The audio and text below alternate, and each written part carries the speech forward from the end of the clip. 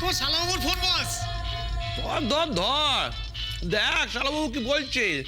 দিদির বিয়ে, বন্ধু বান্ধব নেমন্তন্ন করেছে বোধহয়। এখন তেলের দরকার বুঝলি, ধর ফোনটা ধর।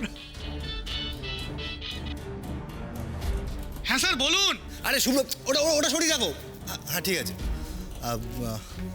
হ্যাঁ বলছি, কি ব্যাপার বলো তো তোমাদের? কোথায় তোমরা? আচ্ছা ঠিক সময় মতো সব কিছু রেডি করতে পারবে তো? আপনি কোনো চিন্তা করবেন না স্যার, আপনার সব আইটেম অলরেডি আমরা তৈরি করতে শুরু করে দিয়েছি। সময় মতো সব কিছু নিয়ে ঠিক হাজির হয়ে যাব। ঠিক আছে, শোনো না, বলছি আমাদের 6টার সময় কিন্তু রেজিস্ট্রিটা হবে। তার আগে স্ন্যাক্সটা রেডি করে রাখবে, সঙ্গে কোল্ড ড্রিঙ্কস আর চা কফি যেগুলো। সব আমাদের মাথায় আছে, আপনি কোনো চিন্তা করবেন না। ঠিক আছে স্যার, এখন তাহলে রাখছি। ঠিক আছে ঠিক আছে।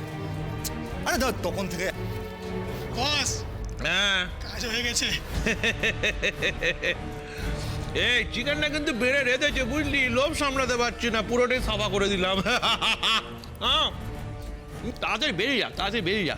আবার যদি সন্দেহ টন্ড করে বাজে তাহলে কিন্তু কেলোর কীর্তি হয়ে যাবে।